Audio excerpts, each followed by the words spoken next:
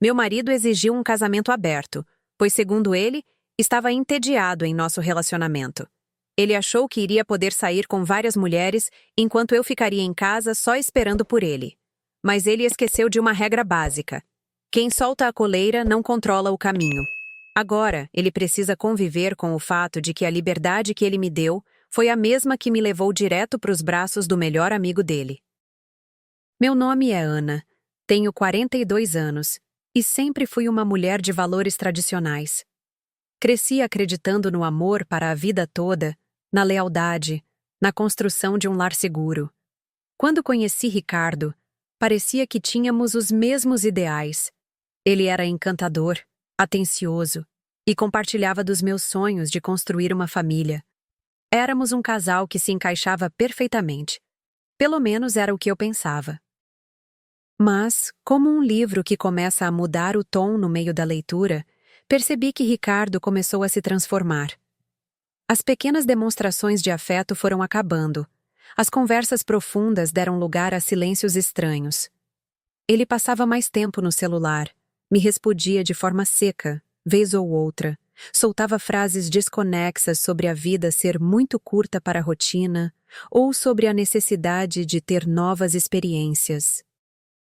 Eu tentava conversar, perguntava se algo o estava incomodando, se eu havia feito algo de errado.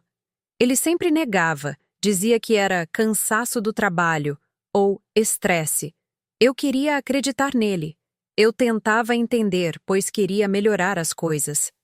Nesse período, um dos nossos amigos mais próximos, o Pedro, começou a ser uma presença ainda mais constante em nossas vidas. Pedro e Ricardo eram amigos desde a infância, quase irmãos. Pedro era o tipo de homem que irradiava bondade, com um sorriso fácil e um olhar que transmitia sinceridade. Ele sempre foi respeitoso, um ouvinte atento, e eu sempre o admirei por sua lealdade e gentileza. Ele era o contraste perfeito para a nova versão distante de Ricardo. Pedro estava sempre lá para um café, para uma conversa despretensiosa, para me ajudar com um móvel pesado ou apenas para me fazer rir. Havia uma cumplicidade, um conforto na presença dele que eu não sentia mais com meu próprio marido. E para ser sincera, eu sabia que Pedro gostava secretamente de mim, mas eu sempre ignorei por respeito ao meu casamento e à amizade deles. Numa noite de terça-feira, logo depois do jantar, estávamos eu e Ricardo sentados na sala, assistindo a um filme que eu havia escolhido, mas Ricardo estava inquieto. Ele mexia no celular, olhava para o teto, suspirava alto. Eu já sentia a tensão no ar, aquele silêncio carregado que precede a tempestade. De repente, ele desligou a TV, virou-se para mim com uma expressão séria, quase fria, e disse, sem rodeios: Ana, eu preciso de algo mais. Estou entediado no nosso relacionamento. Nosso casamento está me sufocando demais. Eu quero que a gente tenha um casamento aberto. Meu mundo desabou em câmera lenta. Aquelas palavras, ditas com uma naturalidade assustadora, ecoaram na minha mente. Era como se ele estivesse pedindo um copo d'água. E não o fim da exclusividade e da intimidade que eu pensei que tínhamos. Minha primeira reação foi de choque. Eu não conseguia respirar. Meu corpo inteiro paralisou. Olhei para ele, procurando algum sinal de brincadeira, algum arrependimento, mas não havia nada. Apenas uma determinação gelada em seus olhos. Eu tentei argumentar, tentei entender. Como assim, Ricardo? Do que você está falando? Nosso casamento está bem, não está? Estamos felizes. Ele balançou a cabeça, impaciente. Não, Ana, não está. Eu não estou feliz. Preciso de liberdade, de novas experiências. É uma coisa moderna, sabe? Uma forma madura de manter o relacionamento vivo sem a pressão da exclusividade. Ou a gente tenta isso, ou eu não sei se consigo continuar. Aquilo era uma ameaça clara. Era uma ultimato, disfarçado de modernidade. Ele estava me empurrando para um abismo, onde eu aceitava, Ou simplesmente terminávamos o nosso casamento de tantos anos. A única saída que ele oferecia era aceitar. Meu coração se apertava, mas algo dentro de mim, uma mistura de dor e uma raiva silenciosa, começou a se acender. Eu não queria parecer antiquada ou sufocante, como ele insinuava. Não queria ser a esposa que não acompanha o marido. A humilhação de ter minha união tratada como algo obsoleto, a dor de ouvir que eu o sufocava, me consumiram. Eu estava em pedaços por dentro, mas por fora, tentei manter a compostura. Não queria dar a ele a satisfação de me ver desmoronar. Respirei fundo, forcei um nó na garganta a descer, e com a voz embargada, mas firme, eu disse: se é isso que você quer para salvar o nosso relacionamento, se é o único jeito, então ok, teremos um casamento aberto. A resposta dele foi um alívio em seu rosto, quase um sorriso de satisfação. Ele nem percebeu a dor que eu estava escondendo. Que bom que você entendeu, Ana. Isso vai ser bom para nós dois. Vai nos libertar. Verá como tudo vai melhorar. Nos dias seguintes, Ricardo parecia uma nova pessoa. Ele estava mais leve, mais sorridente, de bom humor. Ele começou a sair mais à noite e sempre voltava tarde. E quando eu perguntava onde ele estava, ele apenas respondia com um ar de mistério.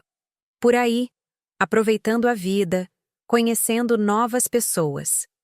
Ele parecia empolgado com a nova fase, enquanto eu me sentia mais perdida do que nunca, com o coração aflito com toda aquela situação. A casa parecia um túmulo, um lembrete constante daquele acordo frio e sem alma que fizemos. Mas a cada dia que passava, a mágoa se transformava em uma determinação silenciosa.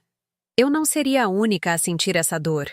A dor inicial da traição disfarçada de casamento moderno começou a dar lugar a uma clareza gelada. Eu não era uma vítima. Eu era uma mulher que havia sido subestimada. Ricardo achou que eu simplesmente aceitaria a humilhação e me sentaria no canto, choramingando enquanto ele vivia a liberdade dele. Mas ele não me conhecia, ou melhor, havia esquecido quem eu era. Eu não ia engolir aquilo calada.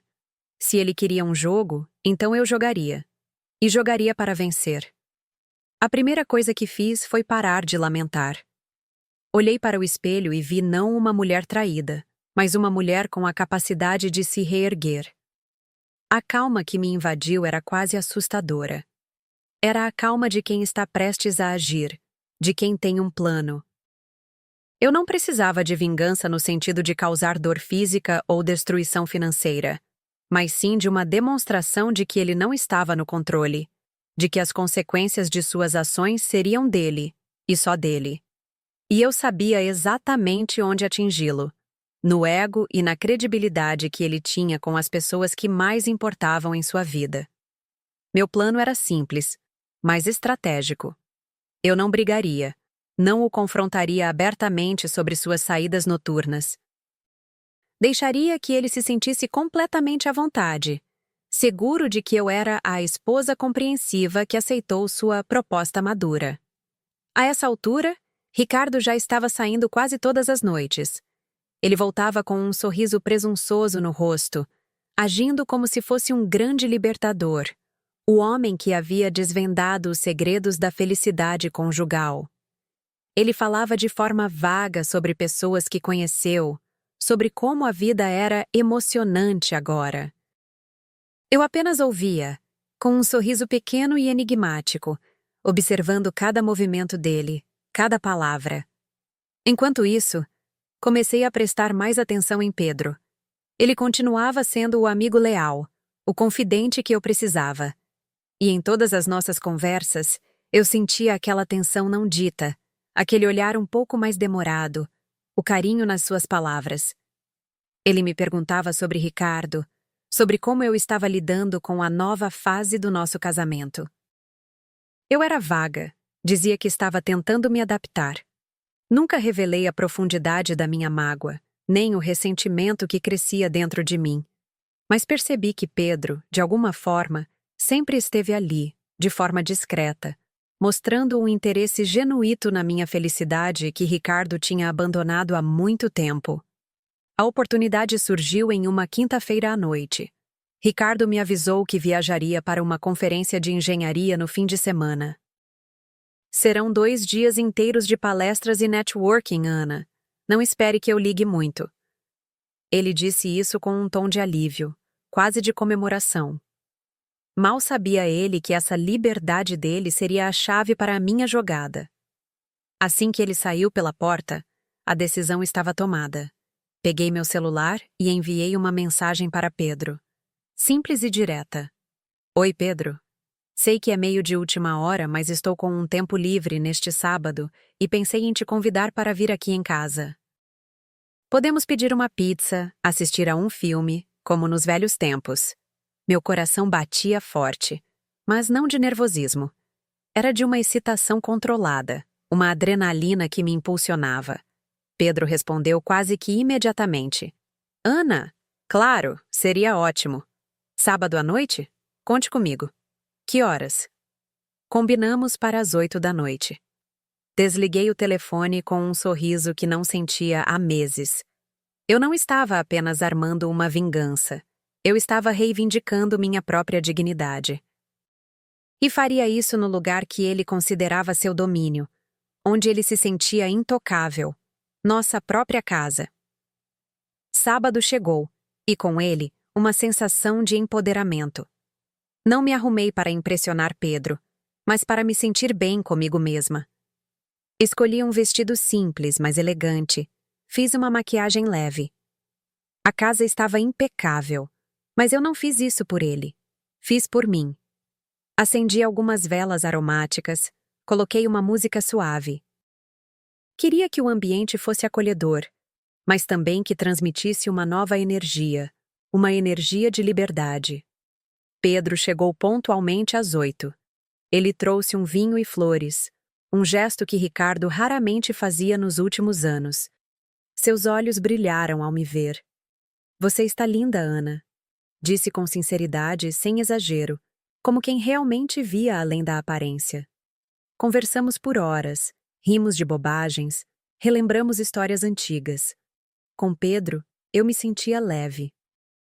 Falamos sobre a vida, sobre sonhos, sobre o futuro.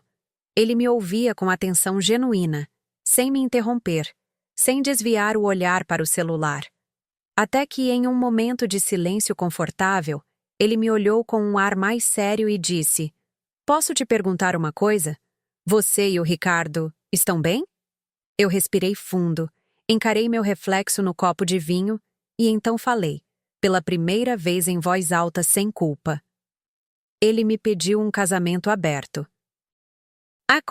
Pedro me olhou em silêncio, mas dava para ver sua expressão de surpresa, como se não acreditasse no que ouviu. Meu Deus, é sério? Sim. Disse que precisava de liberdade, que estava se sentindo preso. No começo, achei que fosse só uma crise, mas ele foi firme, disse que era isso ou nada. E eu aceitei. Você queria isso? Ele perguntou com um ar preocupado. Balancei a cabeça, devagar. Não, mas eu queria entender até onde ele estava disposto a ir. E agora? Bom, agora estou começando a entender até onde eu estou disposta a ir por mim mesma. Pedro respirou fundo e não respondeu de imediato. Em vez disso, pegou minha mão com calma. Ana, você merece mais do que alguém que te coloca em último plano. E desculpa se estou sendo direto, mas eu nunca teria te deixado chegar nesse ponto, pois gosto muito de você e te respeito. Houve um silêncio. Senti meu coração disparar em meu peito. Não de surpresa, mas de reconhecimento. Como meu marido Ricardo exigiu um casamento aberto, eu me senti livre para explorar. Olhei para Pedro, para seus olhos sinceros, e não vi malícia. Apenas um carinho verdadeiro. Eu também tenho carinho por você, Pedro. Minha voz saiu baixa, firme. E agora, não há mais barreiras. A noite avançou e foi intensa. Decidimos que não iríamos nos segurar. A decisão não foi impulsiva. foi uma consequência lógica de tudo o que havia acontecido. Ricardo havia aberto a porta. E eu, com minha dignidade ferida, estava apenas passando por ela. Pedro era a personificação da gentileza, do respeito e da atenção que Ricardo havia me negado. A ironia da situação, de estar com o melhor amigo de meu marido, na nossa cama, no nosso quarto, era um detalhe que não me escapava. Era um ato de autoafirmação, um lembrete para mim mesma de que eu merecia ser desejada, ser amada, ser vista.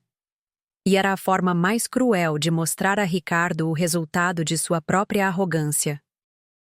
Não houve arrependimento, apenas uma sensação agridoce de alívio e uma certeza inabalável de que eu estava fazendo o que precisava ser feito para o meu próprio bem. A casa, que antes parecia um túmulo do nosso amor, agora parecia o palco da minha própria libertação. Na manhã de domingo, Pedro se despediu discretamente, deixando a casa em silêncio novamente. Mas antes de ele ir, um detalhe sutil, mas deliberado, foi deixado. Não foi uma peça de roupa íntima jogada no chão, nem um bilhete explícito. Era algo mais calculado, algo que Ricardo só notaria se estivesse prestando atenção. Deixei uma gravata de seda de Pedro no sofá da sala de estar, como se tivesse caído por acidente. Uma gravata que Ricardo reconheceria imediatamente. Não estava escondida, mas também não estava em destaque. Apenas ali, em plena vista, esperando o olhar perspicaz de um marido que acabaria de voltar para casa. Era a minha assinatura, a prova silenciosa da minha liberdade. Limpei a casa, tomei um longo banho e me vesti. A ansiedade era mínima, substituída por uma calma surpreendente. Eu estava pronta. Sabia que a bomba estava prestes a explodir e eu não sentia medo. Senti-me finalmente no controle da minha própria narrativa. Ricardo voltaria a qualquer momento, e a reação dele seria a confirmação de que eu havia acertado em cheio. Ricardo chegou em casa no domingo à tarde. Ouvi a chave girar na fechadura, o barulho das malas sendo jogadas no chão. Eu estava na cozinha, preparando um café, com uma calma que eu mesma mal conseguia acreditar. Ele entrou na sala, e eu já podia sentir a mudança na atmosfera. A tensão era quase palpável. De onde eu estava, pude vê-lo parar de repente. Silêncio. Um silêncio que se estendeu por alguns segundos, que pareceram horas. Então, a voz dele, diferente, com um tom de descrença e raiva contida. Ana. O que é isso? Continuei mexendo meu café, sem me virar de imediato. Não dei a ele a satisfação de me ver tremendo ou surpresa. Quando me virei, o vi parado no meio da sala, a alguns passos do sofá. Seus olhos estavam fixos na gravata de seda de Pedro, que jazia ali, de forma tão casual e ao mesmo tempo tão devastadora. O rosto dele, antes relaxado pela liberdade do fim de semana, estava pálido, com uma veia saltando na testa. A arrogância que ele carregava nos últimos dias havia desaparecido, substituída por um choque puro e simples. Isso? Eu perguntei, com a voz mais neutra que consegui. Ah, isso é só um detalhe. Ele respirou fundo, tentando se recompor. A incredulidade em sua voz era evidente. Um detalhe? De quem é isso, Ana? Que inferno está acontecendo aqui? Eu me aproximei, cruzando os braços, observando a tempestade se formar em seus olhos. Aquele era o momento que eu havia esperado. O momento em que a realidade bateria à porta dele, trazida pela sua própria insistência em destruir o que tínhamos.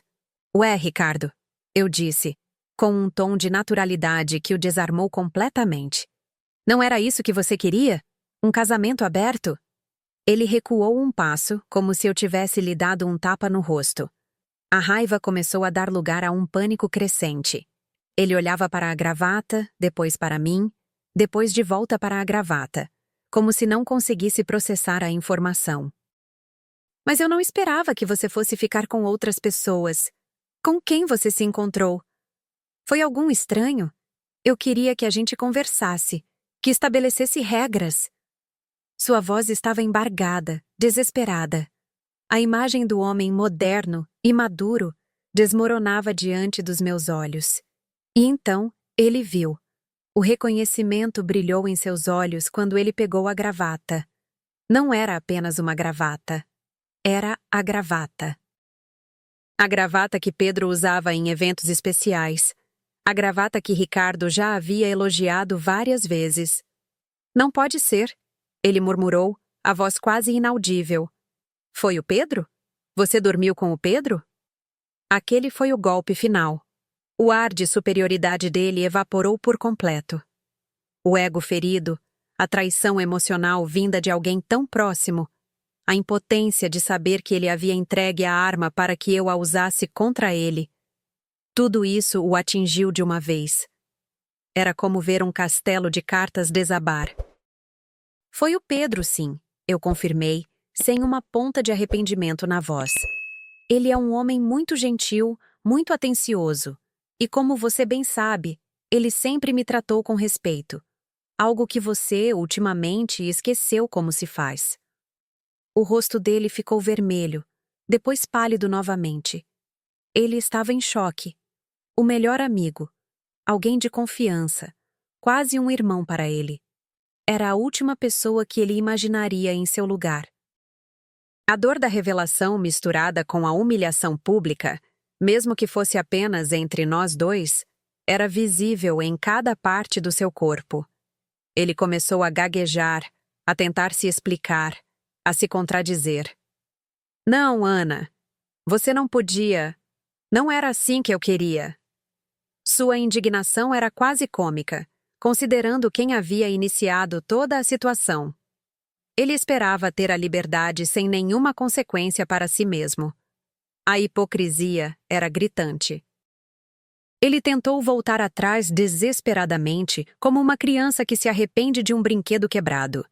Eu não quis dizer desse jeito, Ana. Eu queria que a gente conversasse sobre as pessoas, que fosse algo consensual, com limites. Eu não esperava que você levasse tão a sério. A ideia de levar a sério era a cereja do bolo. Ele queria a fantasia de liberdade, mas apenas para ele. E ali, naquele momento, percebi que a parte mais cruel de sua liberdade era a forma como ele me desvalorizava. Ele achava que eu era tão insignificante que simplesmente aceitaria tudo. Que eu apenas ficaria em casa esperando ele chegar enquanto ele saía com várias mulheres. Mas ele errou feio. Tarde demais, Ricardo, eu disse. Minha voz agora firme, sem qualquer resquício de mágoa. A raiva havia se transformado em uma determinação tranquila. Você abriu a porta, e eu passei por ela. Você queria liberdade? Você a tem, mas eu também a tenho. E agora, a diferença é que eu sei o que eu mereço. Ele tentou argumentar, implorar. Mencionou nossa história, nossos anos juntos, como se isso pudesse apagar o que ele havia feito e o que eu havia sentido. Mas as palavras dele eram vazias, e eu não ouvia mais a voz do homem por quem me apaixonei, mas sim a do homem que havia destruído nossa confiança. Não aceito mais migalhas emocionais, Ricardo. Se for para ter um relacionamento, será com respeito, com reciprocidade, com lealdade. Algo que você claramente não soube oferecer quando decidiu que estava entediado. E eu não vou ficar aqui esperando você decidir o que quer da vida, enquanto eu me diminuo para caber nos seus caprichos. A discussão se tornou acalorada, mas eu me mantive calma. Ele gritou, tentou me manipular, me fazer sentir culpada. Eu apenas ouvia, com um olhar de desapontamento. A arrogância se transformou em desespero, e o desespero em fúria quando ele percebeu que havia perdido o controle da situação. Ele saiu da sala batendo a porta. E eu sabia que aquele era o fim. Não o fim de um casamento, mas o fim de uma ilusão. A explosão de Ricardo foi seguida por um silêncio pesado na casa. Ele se trancou no escritório, e eu sabia que não era um silêncio de arrependimento, mas de fúria por ter sido pego no próprio jogo. Eu não o procurei. Não havia mais o que conversar. Naquela mesma noite, dormi na sala, em paz. No dia seguinte, a primeira coisa que fiz foi ligar para um advogado. Não queria briga, queria apenas o que era justo e rápido. Ricardo havia quebrado o casamento e a confiança. Não havia volta. Ele saiu do escritório de manhã, com o rosto amassado e os olhos vermelhos. Tentou se aproximar, com uma voz chorosa, algo que eu nunca tinha visto nele. Ana, precisamos conversar. O que aconteceu ontem foi um engano. Você não pode estar falando sério sobre o Pedro. Ele se sentou no sofá, quase implorando. Eu, por outro lado, estava fria e decidida. Olhei para ele sem qualquer emoção. Não há mais o que conversar, Ricardo. Você tomou sua decisão. Você exigiu um casamento aberto. Eu simplesmente aceitei a sua condição. Apenas mostrei o que acontece quando se brinca com as regras de um relacionamento. Ele balançou a cabeça freneticamente, negando. Não. Não, Ana. Não era isso que eu queria. Eu não queria regras. Eu só queria um novo fôlego. Eu não pensei que você levaria isso tão a sério, muito menos com o Pedro. Por favor. Podemos esquecer isso? Podemos voltar a ser como éramos? A cena de Ricardo descobrindo sobre Pedro ainda estava viva na minha mente. Aquele momento em que o choque, o ego ferido e o desespero o desmontaram por completo. Agora, vê-lo tão desesperado, tão hipócrita, só reforçava a certeza que eu já carregava no peito. A máscara de casamento moderno havia caído de vez, revelando um homem egoísta, imaturo, e que sempre colocou suas vontades acima de qualquer respeito. Ele queria experimentar a liberdade, mas só se eu continuasse à margem. E quando eu joguei com as mesmas regras, ele não aguentou. Não, Ricardo. Não podemos voltar atrás. Você destruiu o que tínhamos, não eu. Você escolheu a liberdade acima da lealdade. Eu estou apenas seguindo as regras que você impôs. E agora, a minha dignidade que você tentou tirar, eu a recuperei, e não a entregaria novamente por nada neste mundo. Respirei fundo, sentindo o peso e a libertação das próximas palavras. Por isso, eu quero o divórcio. E eu já liguei para um advogado. Ele recuou como se tivesse levado um soco. A palavra divórcio ecoou no ar como um tiro, e ele entrou em parafuso. Tentou me convencer, me fazer sentir culpada. Jogou nossa história em cima de mim como se os anos juntos fossem desculpa para apagar tudo que ele havia feito. Mas eu já não ouvia mais o homem por quem um dia me apaixonei. Só ouvia o homem que destruiu nossa confiança. Você teve a chance de ter um casamento baseado em respeito e compromisso, e eu estive aqui o tempo todo. Mas você jogou isso fora por um capricho. Chamou de liberdade, mas não passou de egoísmo. Pensou só em si mesmo. Eu não vou mais me diminuir por você. Acabou. Não tem mais volta. Ricardo explodiu. Gritou. Disse que tudo aquilo era culpa minha. Que se eu tivesse sido mais aberta, ele não teria sentido vontade de abrir o relacionamento. Culpa minha. Sempre minha. Ele saiu batendo a porta furioso, como se fosse ele o traído. E por mais doloroso que fosse ver alguém com quem construí tanta coisa se desfazer assim, aquilo foi a confirmação de tudo. Eu não tinha perdido nada. Na verdade, eu estava me libertando. O processo de divórcio foi surpreendentemente rápido, em parte porque Ricardo, apesar de tudo, não queria que a história se espalhasse ainda mais.